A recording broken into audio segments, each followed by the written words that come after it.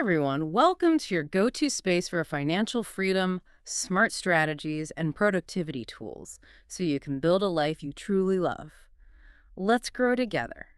Today, we are undertaking a deep dive into the philosophy of Robert Kiyosaki, the man behind Rich Dad, Poor Dad. This is a figure who has fundamentally disrupted how millions of people think about wealth, debt, and traditional employment, and he's done it by being spectacularly and often controversially contrarian. It's necessary to start by acknowledging his immense reach. We are analyzing sources derived from the man whose book has been translated into, 51 languages? Right? 51 languages, and sold over 40 million copies worldwide. I mean, that alone is staggering. Absolutely. But what we are really trying to unpack today is the set of rules that fueled his transformation, because it wasn't just the book, right? Not at all. The transformation is key because Kiyosaki's journey is anything but linear or safe. We're looking at someone who experienced some serious lows, corporate bankruptcy in 2012. Right, with the Rippers Company. Mhm. And navigating a $24 million lawsuit, that's major. Huge. But at the same time, he built the Rich Dad brand into this global empire, achieving a reported 9-figure net worth.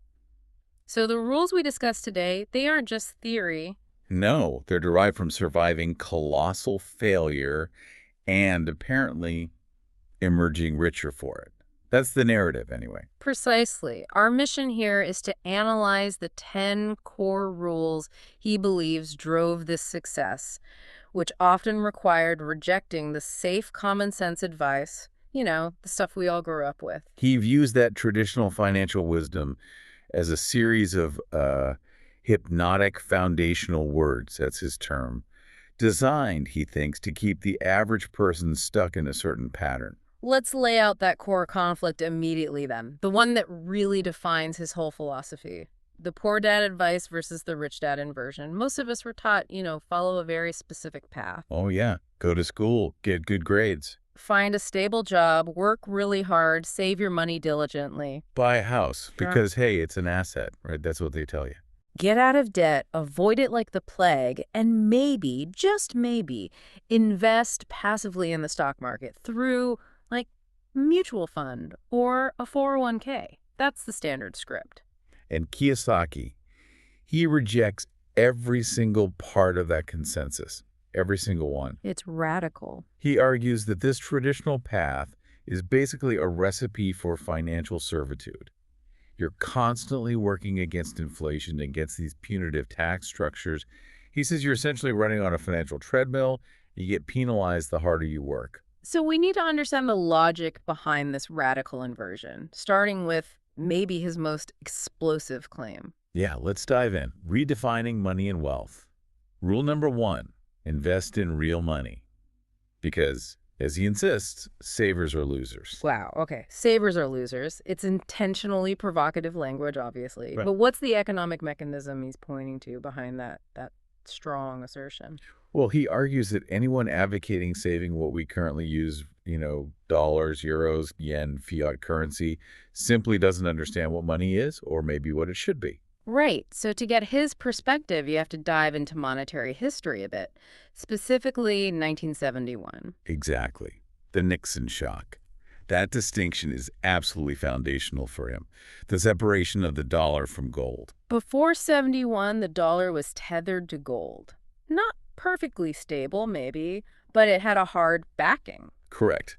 And when President Nixon completely decoupled the dollar from the gold standard, the dollar, in Kiyosaki's view, stopped being money, a store of value, and officially became debt or credit. It's backed only by government promise.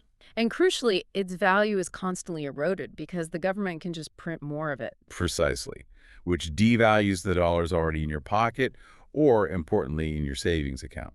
He uses a pretty compelling physical example to illustrate this devaluation, comparing old coins to new ones. Yeah, he points to the 1964 Kennedy half dollar. That coin was made with actual pure silver. It represented for him real money. Worth 50 cents back in 1964. Right.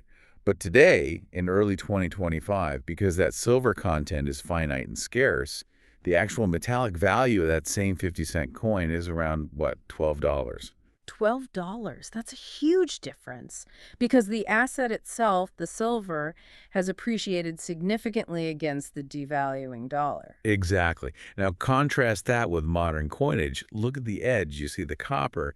He dismisses this as fake silver or basically just paper in coin form. So if you'd save that 50 cents in paper form or in a modern coin for 60 years, It would still only buy 50 cents worth of goods, which, due to inflation, is a tiny fraction of its original purchasing power back in '64. okay. So this leads to his pretty stark conclusion about the banking system itself. Yeah, he argues that institutions, including the Federal Reserve and the Treasury, are fundamentally structured to, in his words, steal your wealth through this constant devaluation of fiat currency. Inflation is the mechanism. So by saving money in a traditional bank account, earning minimal interest, you are effectively consenting to this theft via inflation. You're losing purchasing power every year. That's his argument. So his advice is therefore radical. Don't save garbage. Be smarter than the system that he believes profits from your compliance. But okay, this poses a huge practical challenge for people. If he hates fiat money, calls it garbage, what does he recommend people hold? The sources push gold and silver, traditionally. They do. Gold and silver are his staples. But increasingly, especially in recent material, they point towards Bitcoin. Right, and his endorsement of Bitcoin, it seems very philosophical, doesn't it? It stems purely from that rule number one, scarcity. Exactly. He trusts mathematical scarcity over government promise. Bitcoin is mathematically designed to become increasingly scarce over time, capped at 21 million units. Forever. That's its core appeal to someone like Kiyosaki, who distrusts government monetary policy. And that's a critical distinction he draws, especially since he himself owns gold and silver mines. You'd think he'd just push those. Well, he uses that experience to highlight what he sees as a flaw in precious metals, ironically. When the price of gold or silver rises significantly, he knows firsthand that producers immediately ramp up extraction. They mine more. Which eventually introduces more supply into the market. And that caps the scarcity effect to some degree. It's not mathematically fixed like Bitcoin. Bitcoin, however, remains scarce by its rigid open source design. No matter the price, you can't just mine more beyond the programmed limit. Okay, that makes sense from a philosophical standpoint, but for the average listener, someone who's been told their whole life to save an emergency cushion, how do you reconcile telling them to avoid traditional savings, that safety net, when Kiyosaki himself admits that Bitcoin could, theoretically, drop to zero? Yeah, and that's the rub. That's the essential challenge of the Kiyosaki philosophy and exactly why it's so polarizing. The volatility seems terrifying for a regular person. It is. He maintains that the risk of guaranteed slow bleed inflation in fiat currency outweighs the volatility risk of scarce assets like Bitcoin or gold. However, he's also quick to note that most people cannot handle the emotional roller coaster or the financial swings of something like Bitcoin. So it's not necessarily everyone buy crypto. No, I don't think that's the primary point. His point is more that everyone must understand the principle of scarcity versus government debt. You need to look for assets built on that principle, not just blindly save the government's paper. The education, understanding the game, that's paramount, regardless of the specific investment vehicle you choose. Okay, that clarifies it a bit. So if the first rule is about what you hold real money, scarce assets, the natural next step is understanding how to acquire it. Which leads us nicely into rule number 2. Set financial goals, but focus intensely on acquiring skills. Right. This shifts the focus from just academic status or a high salary to practical, real-world ability. The foundational anecdote he uses here is about his marriage to Kim, right? Seeing their parents. Yeah, they looked at their parents, highly educated, hardworking people, a teacher, a nurse, a printer, good people, smart people, yet they were financially struggling. So they decided immediately hard work in a job clearly wasn't enough. Exactly. They set this aggressive, almost audacious goal. Retire in 10 years. Not 40 years like their parents, but 10. That goal became the relentless driver for everything else. Because a goal like that forces you to figure out the how. If you decide you want, say, $10 million in 10 years, you realize pretty quickly your current salary, even if it's good, isn't going to cut it. Not even close. It requires a completely different skill set, a different way of thinking and operating. And Kiyosaki continually reinforces that it's these skills plus practice, experience, and very specific targeted education that generate immense wealth, not just a university degree or a high GPA. His rich dad was apparently adamant that real estate was the foundation. Hmm. But not just buying houses. It was about wealth built on the strategic use of debt. Leverage. Okay, leverage and debt. And the number one skill he identified for an entrepreneur, the key to making that work was what? Selling.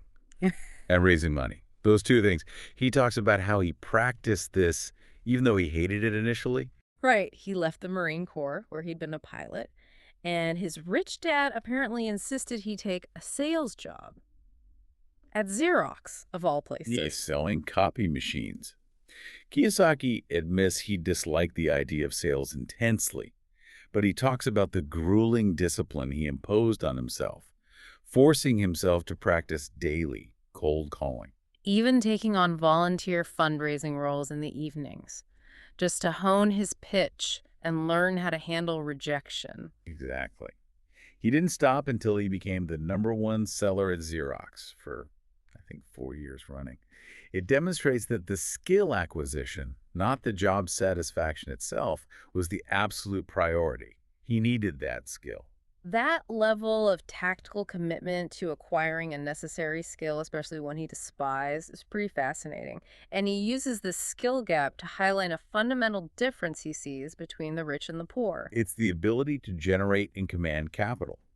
He says a poor or middle-class person might be able to get a credit card, right? Which is typically consumer debt used to buy liabilities, things that take money out of your pocket. But a rich person, or someone aiming to be rich, must have the skill set, the credibility, and the plan to raise serious money, say $1 million, from sophisticated investors or bankers. That ability itself is proof of financial education and skill, not just having cash on hand. Precisely. To achieve his 10-year retirement goal, he knew he had to master leveraging other people's money, borrowing from the banker, using debt strategically to buy income-producing real estate. And that required specialized training, specific courses, far beyond what a traditional school offered. This connects perfectly to rule number 3, focus on assets. And this is where his, let's say, pointed critique of the tax system really comes to a head. Yes. This rule is perhaps the most important for understanding the mechanics of how he claims his success works. Kiyosaki asserts, very bluntly, that the moment you choose to work hard for money as an employee, getting a W-2, you voluntarily submit yourself to paying the highest possible tax rate. He says taxes are your first and largest expense, often consuming 50% right off the top in some cases. Right. And this is the core rationale behind his famous, almost infamous declaration, I do not work for money because I don't want to pay taxes. Okay, now here we have to address the politically charged claim within the source material regarding the origins of the income tax system. We need to present this neutrally, just reporting what he says. Agreed. Kiyosaki frames the progressive income tax system where higher earners pay a higher percentage as a Marxist construct. He argues that Karl Marx advocated for it as one of the necessary prerequisites for the spread of communism. So, using this interpretation, he draws a very strong line. He essentially states that those who work hard in traditional jobs and pay high income taxes are, in terms of their financial behavior, effectively supporting that structural philosophy. While capitalists, as he defines them, utilize the legal tax codes provided by the government to legally minimize or even eliminate these tax burdens. It's a powerful rhetorical device he uses. And he points to that famous exchange between Donald Trump and Hillary Clinton during a presidential debate as a real-world example of this distinction. Yeah, he brings that up. When Clinton accused Trump of not paying federal income tax, Trump's response was, "That makes me smart." And Kiyosaki uses this to contrast what he calls the academically smart person, like Hmm. the lawyer Clinton focusing on the ethics or perceived fairness, with the financially smart capitalist, like Trump, who understands the tax code is intentionally designed by governments to reward certain behaviors. Specifically, rewarding investors, business owners, and those who deploy capital into assets, rather than rewarding employees who simply receive a W-2 salary. The incentives are different. So mechanically then, what does the financially smart person focus on? It's not the college degree or the GPA that the banker really cares about when you're looking for serious capital. No, the banker, Kiyosaki says, cares exclusively about your financial report, Yeah. your income statement, your balance sheet, and your cash flow statement. He was taught by his rich dad to prioritize one column above all else, the asset column. The goal being to legally structure your life so that your income comes through assets, not directly as wages. And how does debt play into this focus on assets? Because again, most people hear debt and think bad. He completely flips that script. Debt, he argues, is the mechanism of the rich. The core Kiyosaki formula, the one he teaches relentlessly, is using debt, which is often cheap, relatively easy to access for the right deals, and frequently tax advantage to acquire assets. Assets like apartment buildings or rental houses, often with investment partners like his associate Ken McElroy. Right. And when structured correctly, these assets generate cash flow, money coming in every month. Crucially, that cash flow is often taxed at a much lower rate than ordinary income, like wages. Why is that? How does that work legally? Because asset owners, particularly in real estate, can use legal tools provided by the tax code, like depreciation. Depreciation is a non-cash expense that allows you to offset the rental income on paper. So even if you're receiving cash, your taxable income from the property might be much lower or even zero for that year. Correct. Sometimes you might even show a paper loss for tax purposes while still having positive cash flow in your bank account. This is perfectly legal and encouraged by the tax code to incentivize real estate investment. So let's summarize the difference. The average hard worker's income flows straight from their job into their bank account, gets hit with high ordinary income taxes immediately. Right. First expense, biggest expense. Whereas the capitalist's income in this model flows through assets acquired using leverage, debt, generating cash flow that is legally sheltered from high taxes. It completely inverts the common perception of financial prudence and risk. And that inversion perfectly defines rule number 4, create cash flow. The underlying philosophy here seems to be that working for money is, well, a fool's errand in his view. Pretty much, you must have money working for you. And that work generates cash flow, not just a paycheck that gets taxed heavily. He starts, again, with that sharp, almost derogatory language, calling paper money, the dollar, the yen, the euro, the yuan, garbage, or paper. Yep. Why? Because its value is ultimately controlled by governments and printing presses. It's not backed by anything tangible, and its supply can be increased infinitely, thus devaluing it over time. And he argues the poorest people spend their lives chasing this paper. They're focused on the numerical value of their income. Which is constantly being eroded by the very governments printing more currency. Inflation eats it away. So the key, he says, is to shift your focus entirely away from that chase. Stop chasing the paper. The famous cash flow board game he created is based entirely on this idea, isn't it? It's designed as an educational tool to literally rewire your brain. Yeah, to prioritize increasing passive income from assets over just getting a higher salary. It simulates acquiring assets, managing debt, and generating cash flow within the game. So that's the whole point. Cash flow is money coming in and, importantly, staying in, protected by the legal structure of assets and the tax code. Exactly. But this shift, he emphasizes, begins even before you look at a balance sheet. It starts with language, the words you use. He identifies two distinct phrases that, for him, separate the poor mindset from the rich mindset. Ah, the classic ones, poor dad says. I can't afford it. And rich dad, or Kiyosaki himself, says. How can I afford it? That difference seems subtle, but he argues it's profound. Absolutely. I can't afford it is a statement of finality. It kills the conversation, it accepts defeat, and it removes any need for creativity or problem solving.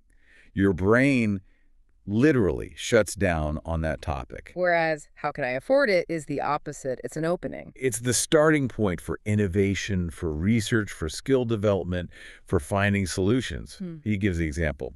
If his partner, Ken McElroy, calls him needing, say, $100,000 for a great real estate deal. Kiyosaki doesn't panic if he doesn't have that exact amount sitting liquid in his personal bank account at that moment. Right, because he knows how to get it. Through his skills, his network, his understanding of leverage and deal structuring, it's the ability to solve capital problems, not the mere presence or absence of cash, that defines the rich mindset for him. He also reframes the very definition of education itself based on this idea, going back to the Latin root educe. Yeah, educe means to draw out.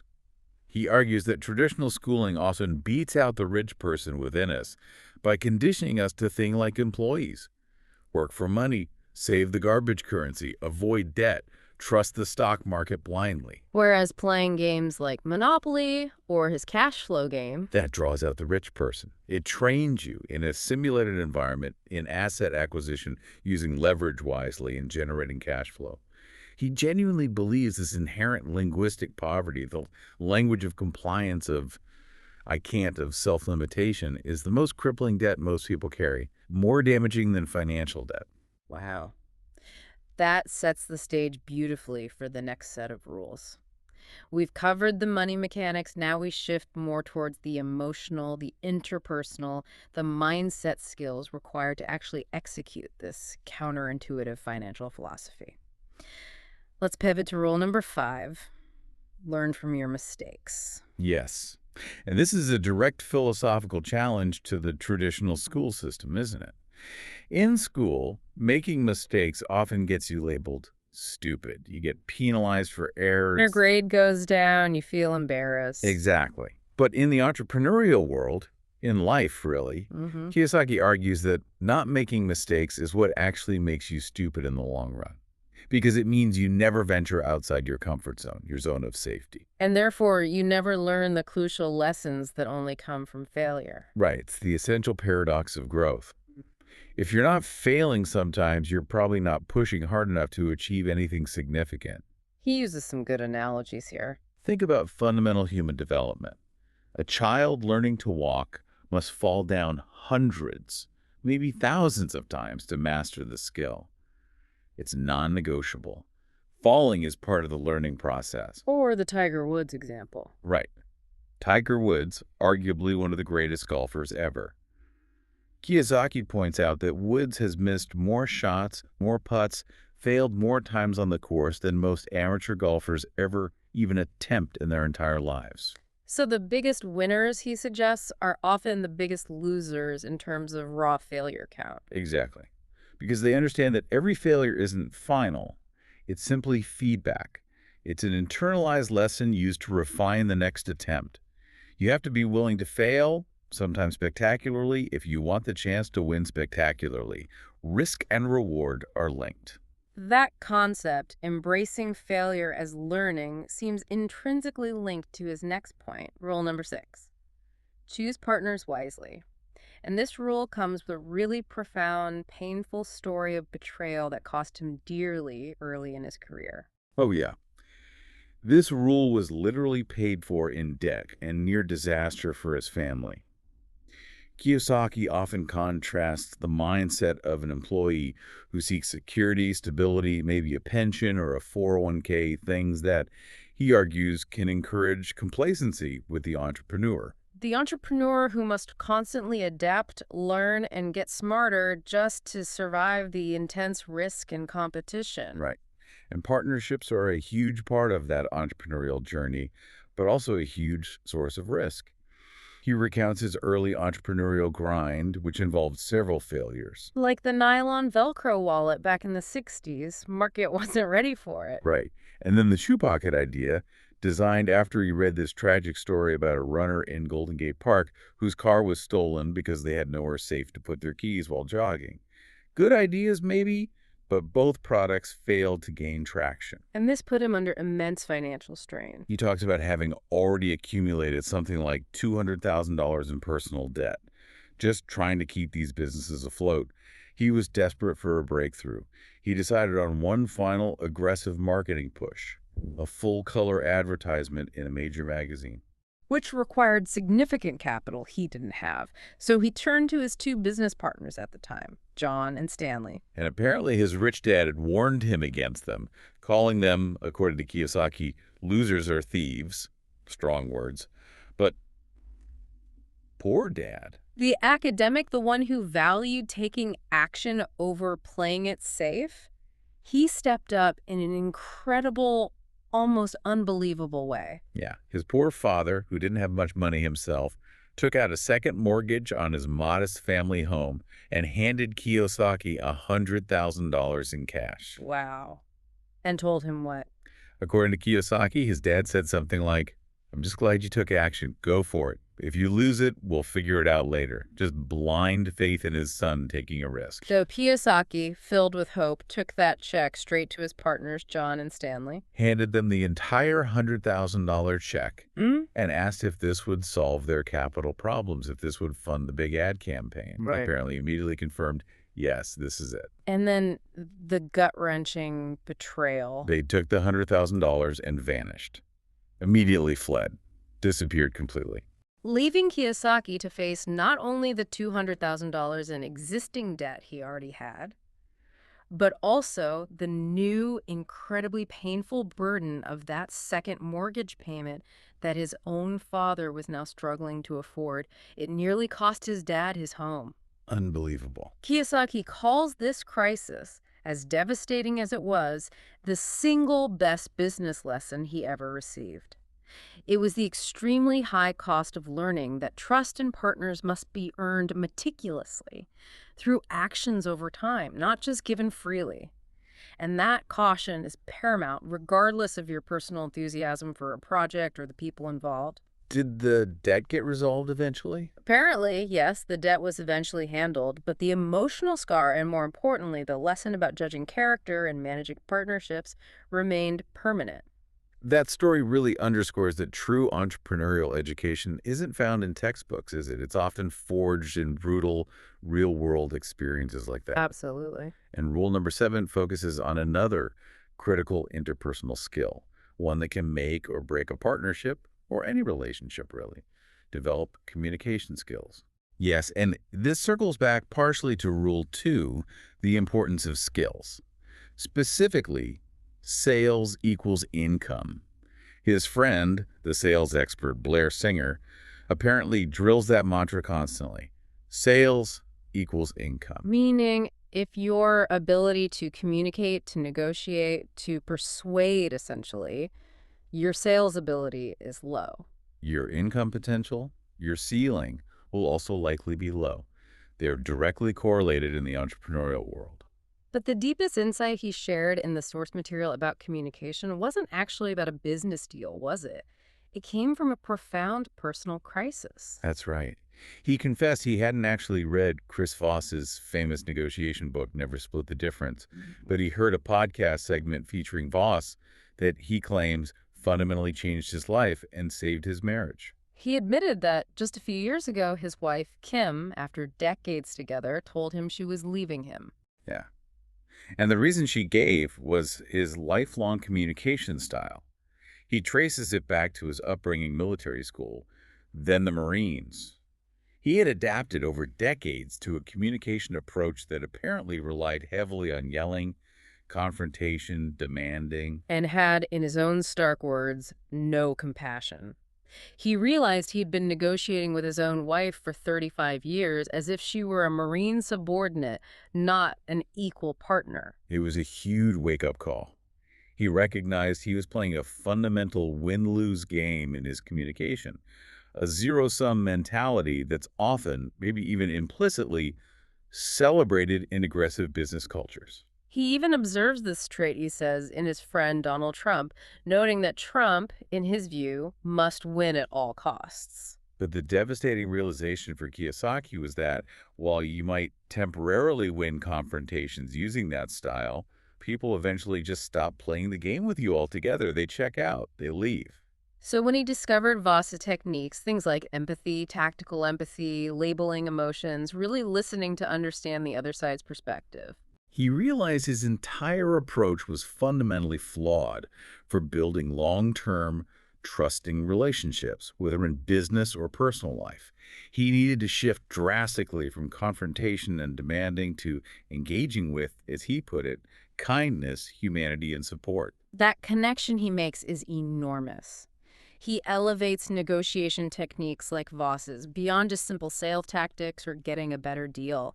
He actually states they could be key to global peace if people, leaders, could learn to speak to each other with genuine kindness and support rather than constantly engaging in these win-lose power struggles. It's a powerful statement.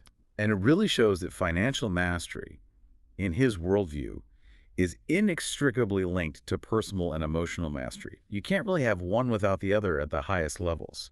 That transition leads us perfectly into the final set of rules, which seem focused on purpose, power, and the necessity of questioning. Let's look at rule number 8. Serve people, which involves finding your mission. Right. He talks about entering the military academy, and the first word he really learned and internalized was mission. He describes this concept as inherently spiritual, something bigger than just personal gain. And his stated mission. His mission, as he defines it, is to serve people by educating them about the financial truths his rich dad taught him. He explicitly contrasts this with the perceived mission of the institutions he often criticizes. Like the banks, the Federal Reserve, figures he sometimes refers to generically like Rallo Steves. Yeah.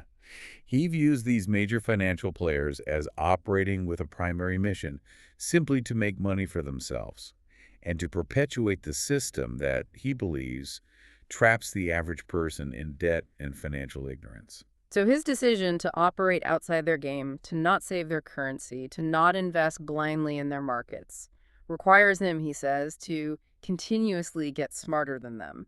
Exactly. This separation of mission, his focus on serving people through education versus what he sees as serving institutional profit, provides the moral foundation in his narrative for why he seeks alternative investment paths and teaches others to do the same. He wants to help people get out of what he sees as the banking system's manipulative orbit. Okay. Then rule number 9. Get rid of bad habits.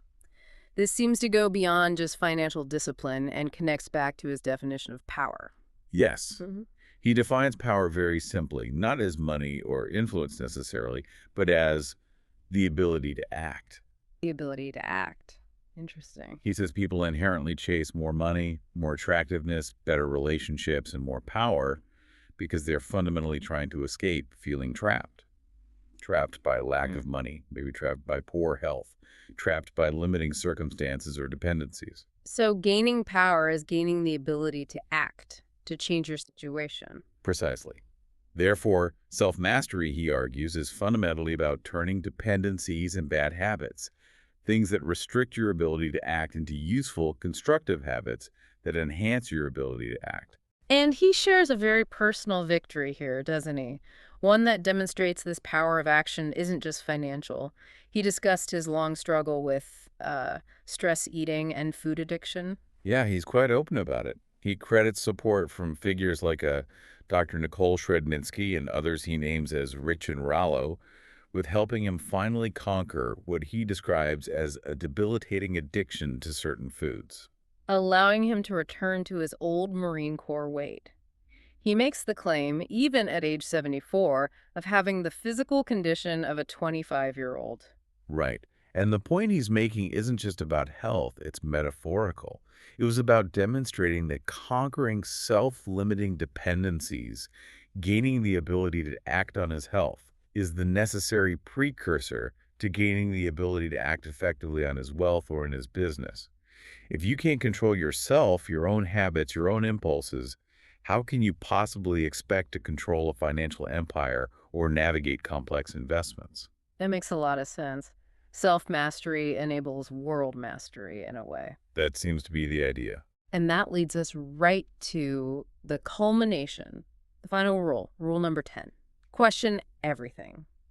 It feels like the ultimate summary statement of his entire philosophy, demanding that the listener fundamentally invert almost everything they thought they knew about money. Absolutely. He circles back to the beginning. He says that most people are essentially riding a hypnotic train, a train fueled by the unquestioned language and advice instilled by their parents and society. The standard mantra: go to school, get a good job, work hard, pay your taxes, save money, buy a house because it's an asset, get out of debt, invest passively in the stock market. For most people, he argues, following this exact script is precisely the source of their ongoing financial hardship and anxiety. It's designed, in his view, to keep them producing for the system, but not truly getting ahead themselves. So he presents his inverted philosophy as the necessary counter-programming for anyone seeking genuine financial freedom. And he gives the explicit sequence, almost like a reverse mantra: I would not go to school, at least not for traditional financial education, because he believes it teaches nothing useful about money. I would not get a job because being an employee makes you work directly for money and pay the highest taxes. I do not save money, because the government constantly prints it and devalues it through inflation. It's garbage. I use debt to get rich, leveraging other people's money to buy assets, while he claims 90% of people use debt to get poor, buying liabilities. And finally, I do not invest in the stock market, which he generally views as a manipulated casino full of paper assets, preferring tangible assets like real estate, commodities, or things like Bitcoin. The power of this inversion, he stresses, is fundamentally linguistic. It's about the words. He believes that by actively challenging these foundational words, job, save, debt, asset, you begin to change your internal reality, your mindset. He even references the biblical concept that the word becomes flesh. Your reality follows your core beliefs, which are shaped by the words you accept. So until you challenge those hypnotic commands you inherited, you remain financially trapped, not necessarily by lack of money, but by the language of compliance you've internalized. That's the entire foundation of his message, really. Financial struggle, from his perspective, is often less about a lack of opportunity or intelligence and more about a failure to challenge the linguistic and philosophical poverty that might have been instilled in us from childhood.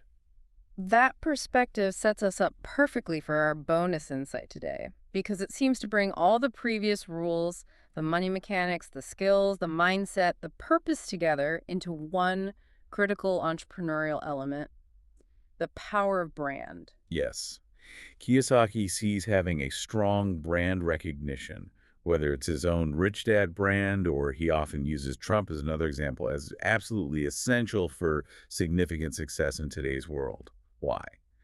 Because it serves as a massive accelerator for both sales and communication.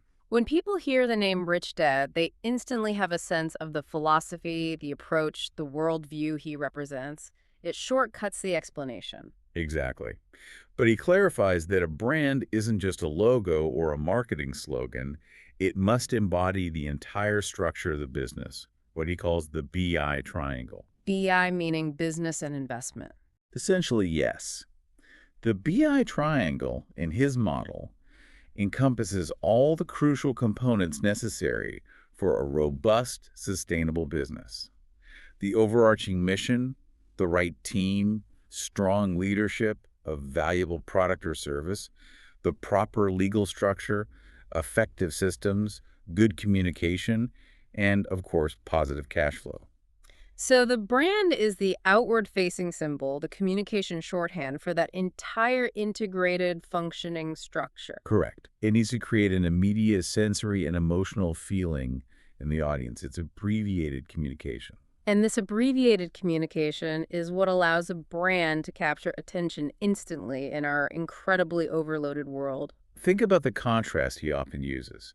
If he says the word Ferrari, what pops into your head? High price, luxury, speed, Italian design, exclusivity. Right, an immediate, strong, emotional, and visual image.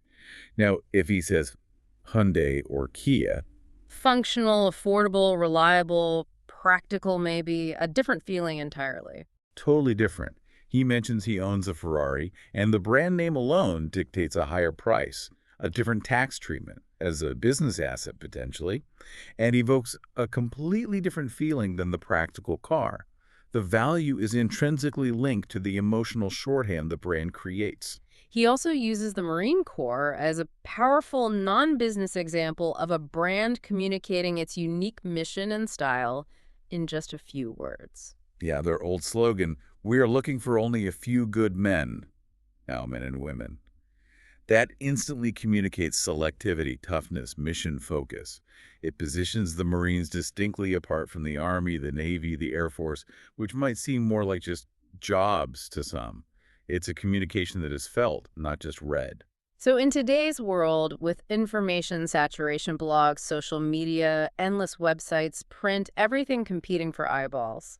Becoming a recognized brand, he argues, is absolutely critical for an entrepreneur to cut through that noise and capture people's limited time and attention. If you are not a distinct brand, you are just another commodity competing on price, easily lost in the crowd. Okay, so to synthesize this extraordinary deep dive, let's quickly review the massive shifts in thinking that Kiyosaki's 10 rules really demand from you, the listener. Well, we covered the fundamental necessity, in his view, of shifting from saving that highly taxed, constantly devalued paper money Garbage. to investing in real, scarce assets like gold, silver, maybe Bitcoin, and especially cash-flowing real estate, which often benefit from favorable tax codes. We highlighted the critical move away from being an employee who works directly for money. To becoming a capitalist or entrepreneur who uses debt and leverage strategically to acquire assets that generate tax-advantaged cash flow. Money working for you. And we emphasize the absolute criticality of mastering specialized skills, especially sales, negotiation, and raising capital skills, often valued much higher in his world than traditional academic degrees. And let's not forget those tough, painful lessons. The high cost of learning to choose partners wisely based on his own devastating early experience. Right. And the realization that personal mastery, conquering those self-limiting habits like his food addiction, and fixing fundamental communication flaws is the essential prerequisite for achieving and sustaining financial mastery. You have to fix yourself first. Ultimately, despite the harsh critiques and contrarian views, Kiyosaki's core belief seems quite encouraging. He insists everybody can be rich, regardless of your starting point, your location, or your current financial problems. The limitation, he argues, is usually self-imposed. It's based on what you've been taught and what you haven't dared to question. Exactly. The key is to start believing in yourself, educate yourself differently, and then take consistent action, which almost always requires throwing out the traditional rule book you inherited. That brings us perfectly to our final thought for you, the listener, to take away from this deep dive. If, as Kiyosaki suggests, much financial difficulty stems from simply not challenging those linguistic hypnotic commands, the words and ideas about money instilled by parents, school, and society, the advice you were told was safe. Then the question becomes personal. What specific word, what foundational piece of financial advice that you received, perhaps as a child, are you still, maybe subconsciously, afraid to question today? Think about that inversion. What truth might be holding you back? Thank you for joining us for this deep dive. Let's grow together.